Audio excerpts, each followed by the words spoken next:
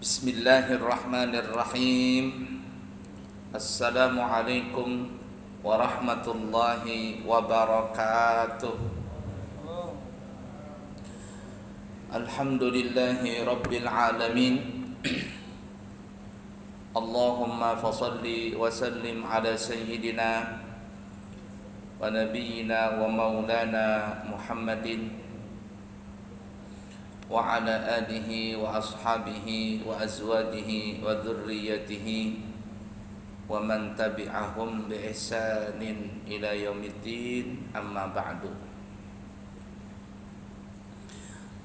Marilah kita lanjutkan pelajaran kita, pembahasan di dalam kitab Nasaihul Ibad yang dikarang oleh Syekh Al-Imam Muhammad Nawawi Al-Bantani Al-Jawi Al-Indonesi,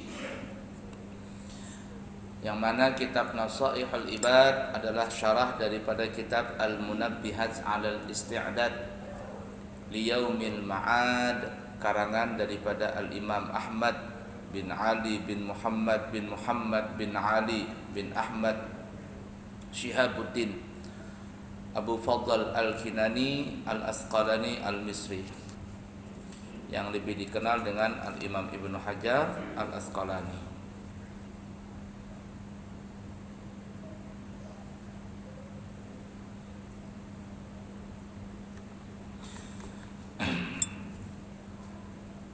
Kita membahas makalah yang ke-46. Bismillahirrahmanirrahim.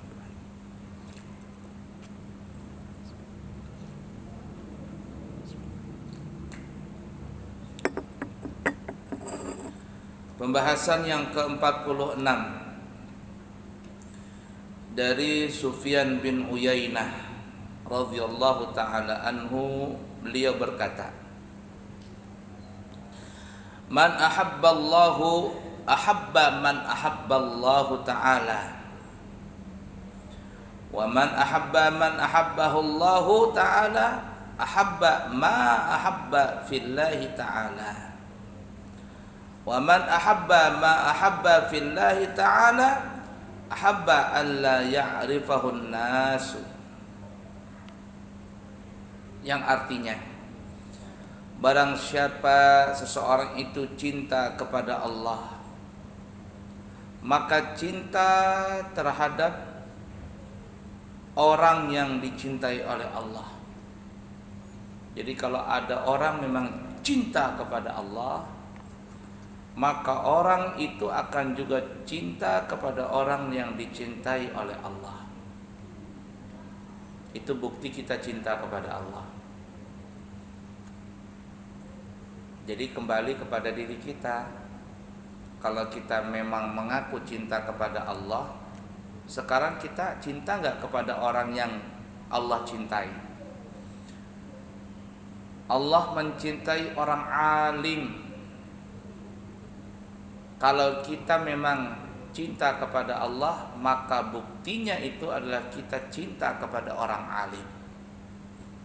Kalau ada kita benci dengan orang alim, dengan guru, maka berarti itu tanda kita tidak cinta kepada Allah. Kalau kita tidak cinta kepada Allah, maka Allah tidak bakalan cinta kepada kita.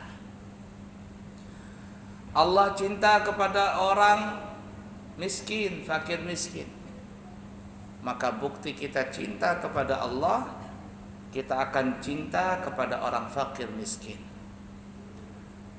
Allah cinta kepada orang yang menuntut ilmu, maka bukti kita cinta kepada Allah, kita akan cinta kepada orang yang menuntut ilmu. Kepada para santri-santri, kalau ada di diri kita benci dengan orang yang menuntut ilmu agama, maka menunjukkan bahwa kita tidak cinta kepada Allah. Kita cinta kepada Allah, maka bukti cinta itu kepada Allah, kita cinta kepada Nabi dan dzurriyyat Nabi. Kalau ada orang cinta kepada Allah mengakunya, tapi dia benci dengan dzurriyyat Nabi, maka orang tersebut cintanya tidak benar kepada Allah. Dan banyak sekali Allah mencintai orang-orang itu, orang saleh, orang yang menuntut ilmu, para alim ulama, pejabat-pejabat yang adil, pedagang-pedagang yang jujur, hakim-hakim yang adil. Banyak ya. Allah cinta kepada orang-orang tua. Kalau di antara kita ada yang benci dengan orang tua, tidak menghormati orang tua, berarti cinta kita kepada Allah itu diragukan. Selanjutnya, barang siapa cinta terhadap orang yang dicintai oleh Allah, maka cinta perbuatan yang dilakukan karena cinta Allah.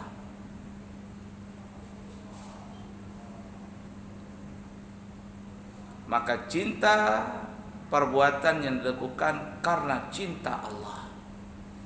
Jadi kalau memang kita cinta kepada seseorang yang seseorang itu dicintai oleh Allah, maka kita juga cinta perbuatan yang dilakukan karena cinta Allah. Kita cinta kepada ulama. Bukti kita cinta kepada ulama itu gimana? Maka kita akan mengikuti jejak langkah ulama itu. Ulama mengajarkan kebaikan, maka kita mesti mengikuti kebaikan itu. Kalau ada orang cinta dengan ulama, yang ulama itu dicintai oleh Allah, ulama itu mengajarkan kebaikan, katanya kita cinta kepada ulama, kita cinta kepada para habaib. Mereka mengerjakan ibadah, mereka melakukan perbuatan karena Allah, tapi kita tidak mau melakukan perbuatan yang dilakukan oleh mereka, kebaikan-kebaikan yang dilakukan oleh mereka kita tidak mau.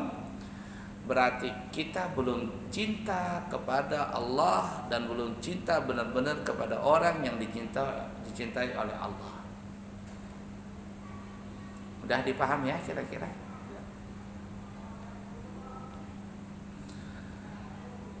Wa man ahabba ma ahabba fillahi ta'ala ahabba alla ya'rifahun nasu. Nah, perhatikan nih. Dan barang siapa cinta perbuatan yang dilakukan karena Allah Ta'ala, perbuatan apa saja yang dilakukan karena Allah, maka cinta melakukan perbuatan itu tanpa dengan diketahui manusia. Jadi ketika dia melakukan itu tidak diketahui oleh manusia, maksudnya tidak mau pujian dari manusia. Bukan berarti semua perbuatan itu sembunyi-sembunyi melakukannya. Ada perbuatan yang memang kita harus tunjukkan kepada manusia. Tapi ada juga ibadah yang memang kita mesti sembunyikan ibadah itu tanpa sepengetahuan manusia. Kalau seandainya semuanya disembunyikan supaya tidak terlihat oleh manusia, repot juga. Salat berjamaah ini kan kelihatan sama manusia. Apalagi jadi imam, penyaring pulang. Orang bayar zakat dianjurkan untuk dilihatkan. Orang ibadah haji mau mesti kelihatan. Orang bernikahan harus ada yang tahu. Kalau diam-diaman itu namanya nikah di bawah tangan istilah kita.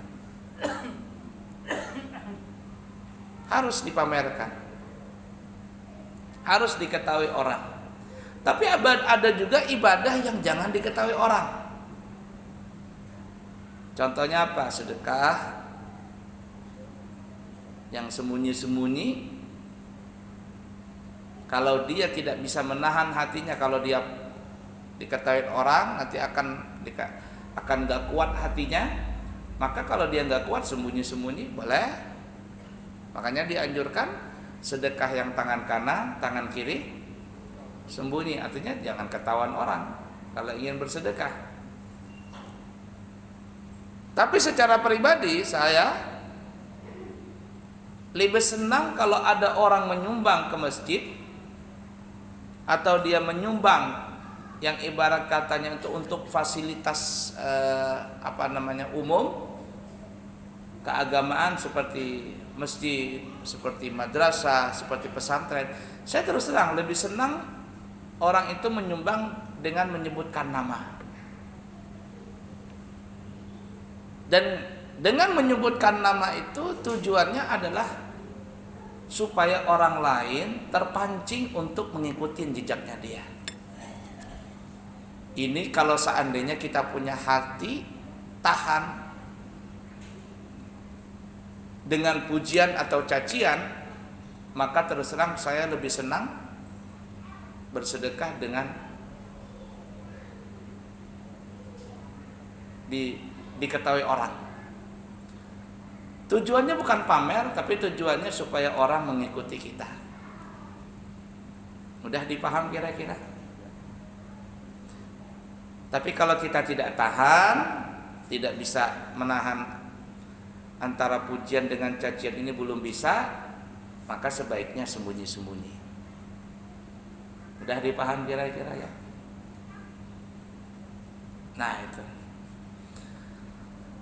Jadi yang lebih baik itu adalah kalau dia cinta perbuatan yang dilakukan karena Allah, maka dia tidak melakukan dengan harapan dipuji oleh manusia.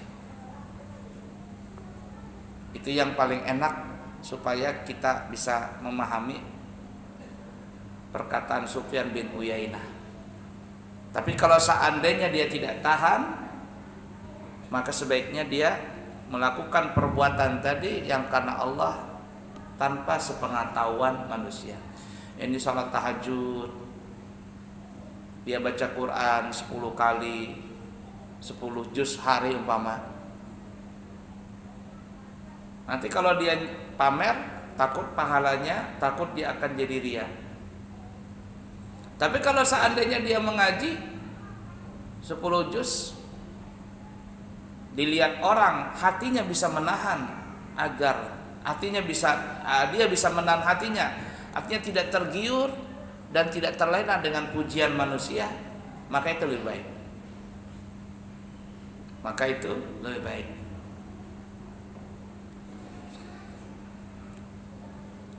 Nah, oleh karenanya juga orang banyak melakukan kebaikan itu terkadang memposting di Facebook, memposting di YouTube, memposting di mana-mana. Kita tidak bisa berprasangka buruk, orang itu berbuat baik selalu ditampilkan di Facebook, di YouTube, di mana-mana lah. Itu ria itu. Tidak bisa juga kita menghukumi orang seperti itu. Karena ada orang niat seperti itu untuk apa? Untuk menyebar kebaikan supaya orang bisa mengikuti jejak dia. Kalau dia niat seperti itu, maka baik sekali. Karena kalau seandainya dia pamerkan kebaikan tadi, dia beritahukan, iklankan kepada orang lain, lalu ada orang lain mengikutinya, maka dia akan mendapatkan pahala dari orang yang diajak. Man dalla ala khairin falahu ka'ajri fa'ilihi. Siapa yang mengajak seseorang untuk berbuat kebaikan, lalu ada orang yang mengikutinya, maka orang yang mengajak ini akan mendapatkan pahala dari orang yang diajak. Orang yang diajak pahalanya gak kurang, tetap saja. Itulah pentingnya kita memberitahukan di media sosial, bukan pamer. Tapi kalau nggak tahan dengan media sosial seperti itu, hati-hati, habis pahala kita, habis pahala kita. Itu kepribadi kita. Tapi kalau kita ngelihat orang, berprasangka buruklah, dia memberitahukan postingan-postingan kegiatan dia bukan karena ria, tapi karena ingin mengajak orang berbuat baik.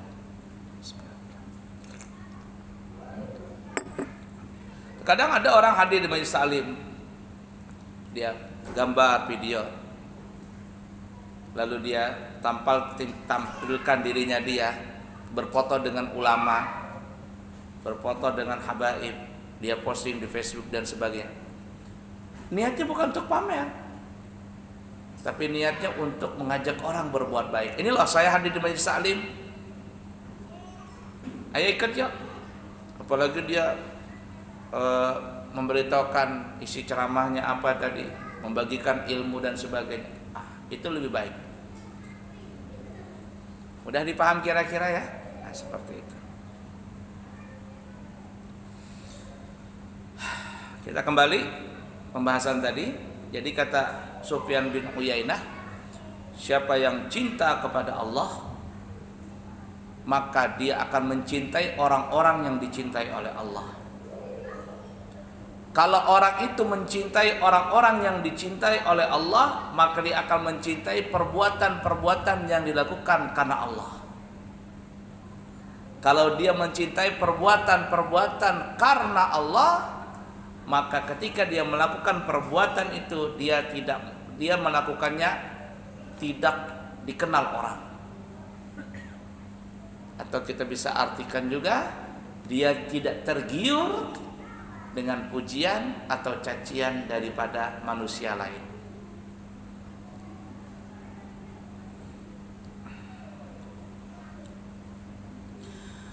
Ala kulli hal, la ilaha illallah Muhammad Rasulullah sallallahu alaihi wasallam. Bismillahirrahmanirrahim. Dalam hubungan ini, Al-Imam Ibnu Hajar Al-Asqalani ada menukilkan bahwa kata beliau, mahabbah, cinta kepada Allah itu, kata Al-Imam Ibnu Hajar Al-Asqalani, itu ada dua jenis, ada dua macam. Yang pertama, kata Al-Imam Ibnu Hajar, cinta kepada Allah itu adalah ada yang mahabbah fardu, cinta yang wajib. Bagaimana itu? Yaitu mahabbah, cinta yang mendorong dilaksanakannya perintah-perintah Allah dan dijauhinya larangan-larangan Allah. Ini cinta wajib. Kalau memang dia cinta kepada Allah, maka dia pasti akan melakukan yang diperintahkan oleh Allah yang wajib dan meninggalkan semua yang diharamkan oleh Allah. Kalau orang seperti itu cintanya memang cinta wajib. Kita sholat fardu, kita puasa, itu mah sudah pasti cinta kepada Allah. Dan itu bukti cinta. Dan itu namanya cinta wajib, cinta fardu. Tapi kalau ada orang tidak mau sholat, tidak mau puasa, maka cintanya itu cinta bohong belaka. Nah, jadi itu sudah kewajiban seseorang melakukan kebaikan, perintah Allah dan meninggalkan larangan Allah. Itulah disebut namanya cinta fardu atau cinta wajib. Yang kedua, ada tingkatan cinta sunnah, mahabbah sunnah. Mahabbah sunnah itu adalah yang mendorong dibiasakannya melakukan ibadah sunnah dan dijauhinya hal-hal yang syubhat. Jadi kalau cinta sunnah ini bukan hanya melakukan kebaikan yang wajib atau meninggalkan yang haram, tetapi ditambah lagi dia suka melakukan kebaikan yang sunnah-sunnah. Kalau zakat itu wajib, maka dia juga bukan hanya zakat, dia bersedekah. Ada sedekah rutinan, ada sedekah dadakan. Sedekah rutinan ya semampu kita, sehari usahakan bisa sedekah. Bisa 2.000, 2.000, 5.000, 5.000. Niatkan seperti itu, sedekah rutinan. Atau sedekah dadakan. Kalau yang rutinan jangan ditinggalkan. Kalau yang dadakan, umpama ada orang yang memerlukan bantuan kita, kita bisa membantunya. Ada kelebihan rezeki, ada kelebihan yang Allah berikan kepada kita, kita bantu mereka. Itu namanya sedekah dadakan. Orang yang seperti itu disebut namanya cinta sunnah. Bukan lagi cinta fardu, tapi cinta sunnah. Double sudah fardu tambah sunnah lagi. Salat 5 waktu mah wajar, itu kewajiban.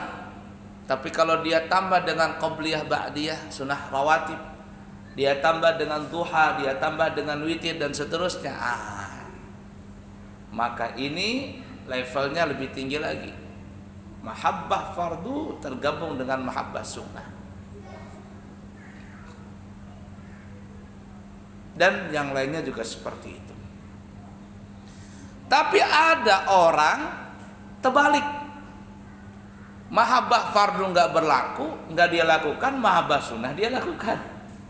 Ada yang terbalik seperti itu. Gimana? Hadir di majelis taklim, itu hukumnya sunnah. Tapi ketika dihadir di majelis taklim paling cuman sejam, ngerumpinya 2 jam,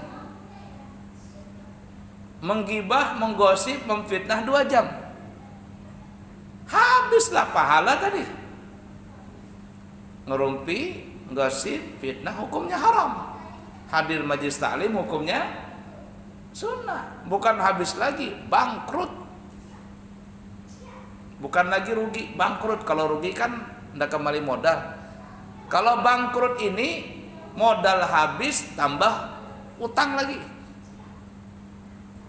Bangkrut namanya saudara.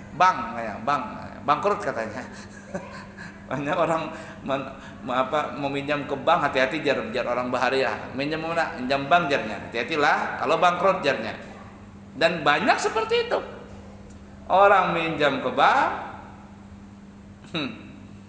akhirnya kada bisa membayar, jaminannya rumah, utangnya kada bisa terbayar, rumah hilang. Bangkrut namanya. Dagangan hancur, rumah hilang. Lain rugi. Kalau rugi nggak kembali modal, atau kembali tapi tidak sesuai dengan perhitungan, rugi namanya. Kalau bangkrut ini gulung tikar sama sekali. Ada orang salat tahajud, subhanallah, tahajud bulan Ramadan, qiyamul lail, subuh kagak salat. Subuhnya enggak salat, la ilaha illallah. Terbalik ini, ibarat kata memakai baju tapi kada berselawar. Kalau kita disuruh pilih nih, anak pakai selawar panjang kah, kada berbaju, atau memakai baju tapi kada berselawar panjang. Yang bagusnya kan berdua-dua tuh, pakai baju lawan pakai selawar. Tapi kalau ada orang yang mengerjakan yang sunnah, meninggalkan yang wajib, ibarat kata memakai baju tapi kada berselawar. Lebih baik orang mengerjakan yang wajib tapi tidak mengerjakan sunnah, itu lebih baik. Artinya dia berselawar walaupun kada berbaju, tidak apa-apa, masih aman. Nang parah, nang wajib kada digawi, nang sunnah kada digawi, itu mohon maaf bertelanjang bulat tepang akhirnya. Parah lalu. Lalu kalau sudah begitu apa bedanya dengan binatang? Binatang kada sholat, kada puasa, kada apa-apa, hidupnya cuma cari makan. Makanya kita bedanya binatang dengan manusia apa? Kalau binatang hidup untuk makan, kalau kita makan untuk hidup. Kita makan untuk apa? Hidup. Hidup kita untuk apa? Untuk akhirat. Beramallah itu. Tapi kalau binatang pikirannya makan, makan, dan makan. Memang hidupnya dia untuk makan. Dia tidak ada memikirkan untuk beramal ini, tidak ada memikirkan dia. Karena dia tidak masuk surga dan juga tidak masuk neraka. Tapi kalau ada manusia hidupnya cuma makan, makan, makan, dan makan, apa bedanya dengan binatang? Yang dimaksud cuma makan, makan, makan tadi adalah sholat kada hakun, puasa kada hakun, berzakat kada hakun, nang wajib aja kada digawinya, apalagi nang sunnah. Parah lalu manusia seperti itu. Alah. Nah itu.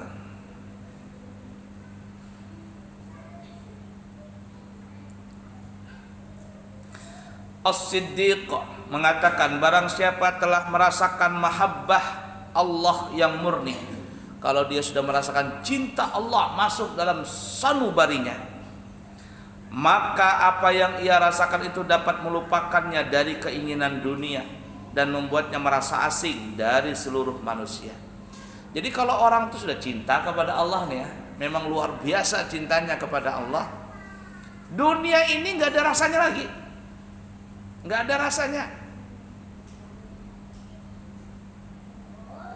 dan dia merasa asing di hadapan manusia itu. Coba jangankan orang cinta kepada Allah, logikanya saja nih, orang cinta itu dengan seorang laki-laki cinta dengan perempuan, apa dia bilang? Selasa kita ini di dunia hidup berdua saja, padahal banyaknya manusia kanan kiri. Kadang menghiraukan dia, serasa hidup berdua saja.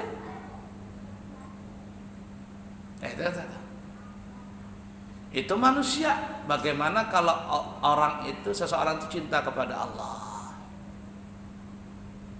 maka tidak ada keinginan dunia lagi. Lagu Bahar itu, kalau cinta sudah melekat, gula Jawa rasa coklat. Cuman diplesetin lawan kekanakan. Kalau cinta sudah melekat, tahi gigi rasa coklat jarnya. Itu kekanakan Bahari memplesetkan lagu tadi. La ilaha illallah. Kenapa? Karena dihiasi dengan cinta kepada Allah. Jadi dunia ini biasa aja sudah. Malahan dunia yang mengejar dia. Malahan dunia yang mengejar dia. Tapi dia kadang menghiraukan. Kenapa? Karena dunia tadi tidak ada dalam hatinya.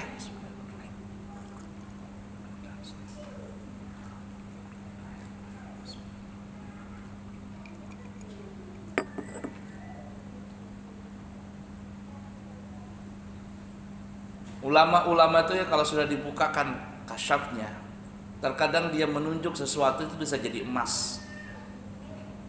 Masih ingat kisahnya Sunan Kalijaga dengan Sunan Bonang? Siapa Sunan Kalijaga namanya itu? Raden siapa? Raden Said. Ya, Raden Said. Semua wali songo itu Pak Habaib ya, jadi amul fakih. Semua wali songo kecuali Sunan Kalijaga. Sunan Kalijaga itu bukan habaib. Nah, jadi waktu itu Sunan Kalijaga masih jiwa muda. Beliau melihat banyak orang-orang miskin, para pejabat menumpuk hartanya, tetapi membiarkan rakyat miskin di mana-mana. Tersentuhlah hati Sunan Kalijaga. Upeti diambil, dipungutin sama orang miskin, yang miskin tambah miskin. Pokoknya kekacauan banyak waktu itu.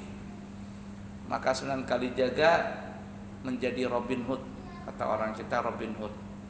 Yakni dia mencuri dari orang-orang kaya, tapi semuanya itu dibagikan kepada orang-orang miskin, bukan untuk dia.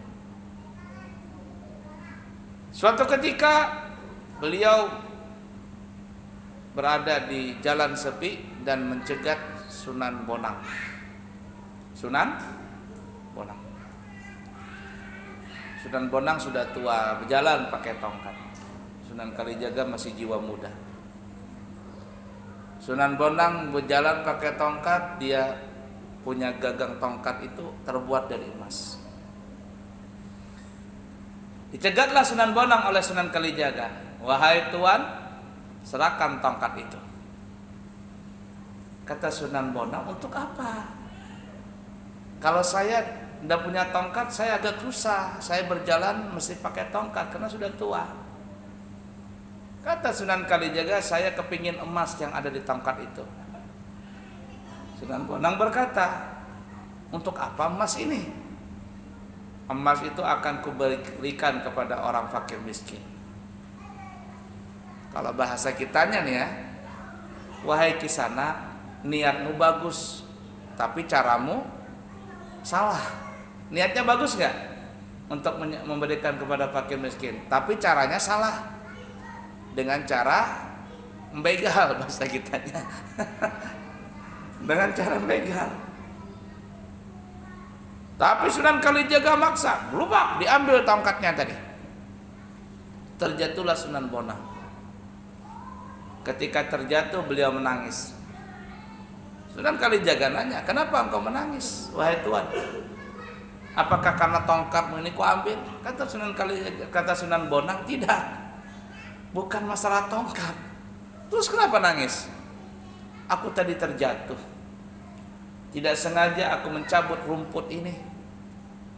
Padahal aku tidak ada hak dan tidak ada hajat untuk mencabut rumput ini. Kalau aku mencabutnya tanpa ada hak, maka rumput ini akan mati. Ketika dia mati, maka dia tidak bertasbih kepada Allah. Aku merasa berdosa dengan rumput ini. Sampai segitunya tuh, rakik hati mereka tuh, para aulia Allah sangat tipis sekali, sangat lembut sekali. Jangankan dengan manusia, dengan rumput saja mereka berkasih sayang. Sunan Bonang pun berdiri, Sunan Kalijaga menyerahkan tongkat tadi. Maaf Tuan. Kata Sunan Bonang, wahai Kisanak, kalau engkau mau emas, ambillah itu. Sunan Bonang nunjuk pohon kolang-kaling. Pohon kolang-kaling, ditunjuklah pohon itu. Satu pohon jadi emas semua. Satu pohon jadi emas semua. Ambillah itu wahai Kisanak. Sunan Kalijaga melihat pohon jadi emas bingung juga.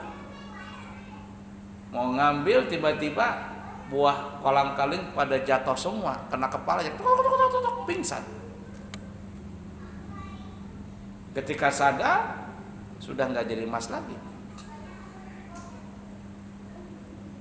Coba kalau saya punya ilmu nunjuk tadi jadi emas, pohon di Amburawang tuh saya tunjuk semua di pesantren, jadi emas, tak jual di sini Pandansari sini. Tapi kenapa saya tidak diberikan itu? Karena tidak bisa makom seperti Sunan Bonang. Sunan Bonang luar biasa hatinya cinta kepada Allah, maka dia merasa asing. Maka dia melupakan keinginan-keinginan dunia.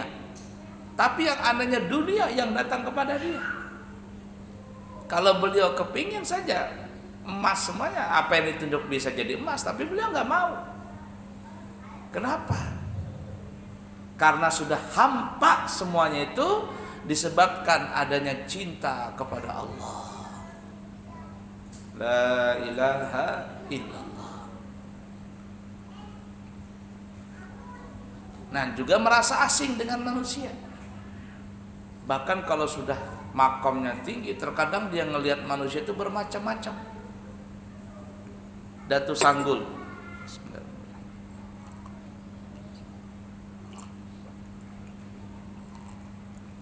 kan sejaman dengan Syekh Muhammad Arsyad Al-Banjari. Kalau tidak salah beliau yang membawa kitab berencong. Jadi beliau itu tidak sholat Jumat. Waktu itu nggak mau sholat Jumat. Padahal ulama, tapi tidak sholat Jumat. Orang kampung ngelihat, mau sholat Jumat gimana ini? Lalu adalah sebagian manusia itu yang mencibir beliau, mau sholat Jumat kenapa ini? Maka wajib sholat Jumat, tapi tidak mau sholat Jumat. Beliau cuma diam saja diomongin orang seperti itu. Lalu ada salah seorang yang memberanikan diri untuk menanyakan masalah itu, daripada timbul fitnah, daripada nanti berprasangka buruk terus-terusan. Beliau nanya, seseorang nanya, wahai Tuan Guru, kenapa pian kada salat Jumat? Dan orang-orang berkata yang demikian, apakah benar pian tidak salat Jumat? Kata Datuk Sanggul, bujur aku kada salat Jumat. Kenapa? Kajar orang ini. Tanpa banyak bicara, Datuk Sanggul ini pun mengajak orang itu di hari Jumat datang ke masjid. Ikam hendak tahukah kenapa aku tidak salat Jumat di masjid ini? Hendak tahu. Diusap matanya, dibukakan pintu hijabnya. ngajar Jardatul Samul, ikam lihat dalam masjid itu apa yang diisi. Siapa nang sholat Jumat itu? Ternyata di situ ada nang kepala babi, ada nang kepala monyet, ada nang binatang-binatangnya semuanya.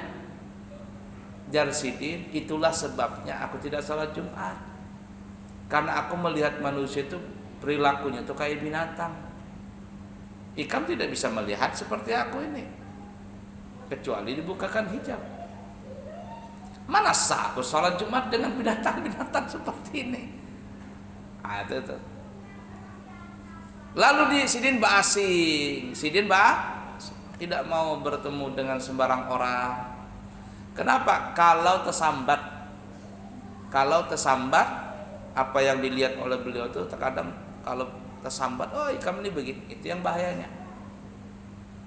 Maka para aulia itu terkadang beliau beruzlah di kamar seorangan, berdiam saja, beribadah di rumah. Itu kalau sudah makam para aulia yang memang dekat dengan Allah Ta'ala, terkadang tidak bisa kita salahkan juga seperti itu. Orang awam terkadang tidak bisa memahami. Kenapa? Karena sudah asik dengan Allah Ta'ala. Lihat guru sekumpul bahari, Sidin beruzlah ke hutan. Dalam kisahnya itu ya, pada Sidin hendak berburu, padahal Sidin masuk ke dalam hutan, berburu juga, tapi Sidin berzikir, mengamalkan amalan yang diberi oleh guru Sidin. Asik lawan Allah Ta'ala. Rabi'atul Adawiyah, seorang perempuan wali min auliya Allah. Itu kalau Sidin beribadah sukanya dalam hutan. Dalam hutan. Binatang-binatang datang kepada beliau, kayak kancil, kayak burung. Seakan-akan menemani Rabi'atul Adawiyah dalam beribadah dalam hutan. Duduk dalam hutan. Tidak ada rasa takut. Kalau kita dalam hutan seorangan, bisa nang datang kuntilanak. Rabi'atul Adawiyah tenang beribadah dalam hutan tadi. Lewatlah Al-Imam Hasanul Basri. Imam Hasanul Basri melihat tadi, siapa itu? Rabi'atul Adawiyah dalam hutan seorangan, perempuan. Wali min auliya Allah. Dan Imam Hasan Basri ini melihat banyak binatang-binatang nang mengelilingi beliau. Duduk begitu tenang, ada kancil, ada burung, ada macam-macam dudukan. Seakan-akan binatang-binatang itu menemani Rabi'atul Adawiyah dalam beribadah. Kijang lah, apalagi ayam lah, ayam hutan, banyaklah di situ. Binatang buas kan ada, binatang-binatang nang lain nang buas saja. Bingung Imam Hasan al-Basri ini melihat kejadian itu. Lalu Imam Hasan al-Basri ini mendekati Rabi'atul Adawiyah. Tapi ketika Imam Hasan al-Basri datang, tiba-tiba binatang itu semuanya pada bukahan, lari semuanya. Padahal Imam Hasan al-Basri ini ulama juga, bukan orang sembarang orang, wali min auliya Allah juga. Tapi binatang-binatang tadi pada bukahan beratap. Berkatalah Imam Hasan Basri kepada Rabi'atul Adawiyah, wahai Rabi'atul Adawiyah, ketika engkau beribadah banyak binatang-binatang yang menemanimu, tapi ketika aku datang, kenapa binatang itu pada lari semua? Kata Rabi'atul Adawiyah, wahai Imam Hasan al-Basri, jangan kau salahkan binatang, jangan kau tanyakan diriku, tapi tanyakanlah dirimu sendiri. Maksudnya apa? Kata Rabi'atul Adawiyah, apa yang kau makan sebelum kau datang ke sini? Sebelum kau datang ke hutan ini, apa yang kau makan? Katanya, saya cuma makan, apa bahasa kitanya ya, sop lemak. Ya, ibarat kata makan sop itu kan supaya nyaman, ada kuah anunya, dikasih daging, ya, atau ayamnya. Nah, itu supaya bikin kaldu, supaya nyaman itu. Orang bikin bakso tuh dikasih tulang apa itu supaya gurih. Itulah yang aku makan. Nah, kata Rabi'atul Adawiyah, itulah yang menyebabkan mereka bukahan. Mereka takutan jangan-jangan di hendak makan bubuhannya itu. La ilaha illallah. Nah, itu para ulama aulia Allah. Jadi kalau mereka sudah cinta kepada Allah Subhanahu wa taala, maka mereka tidak lagi mengharapkan dunia. Yang anehnya, dunia yang mengejar mereka. Dunia yang mengejar mereka, dan mereka lebih senang berasing daripada hadapan manusia.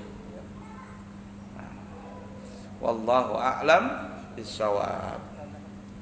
Yang bertanya? Ada yang bertanya kan?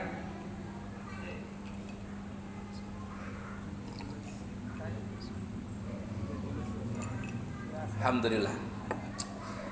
Mudah-mudahan Allah anugerahkan di hati kita ini cinta kepada Allah, cinta kepada Rasulnya, dan cinta kepada apa yang dicintai oleh Allah, dan cinta kepada apa yang dicintai Rasul. Qul in kuntum tuhibbunallaha fattabi'uni yuhibbukumullahu wa yaghfir lakum dzunubakum wallahu ghafurur rahim. Katakanlah wahai Nabi Muhammad, ini katakan kepada orang-orang, kalau kalian cinta kepada Allah, maka cintailah aku. Ini cintai Nabi Muhammad.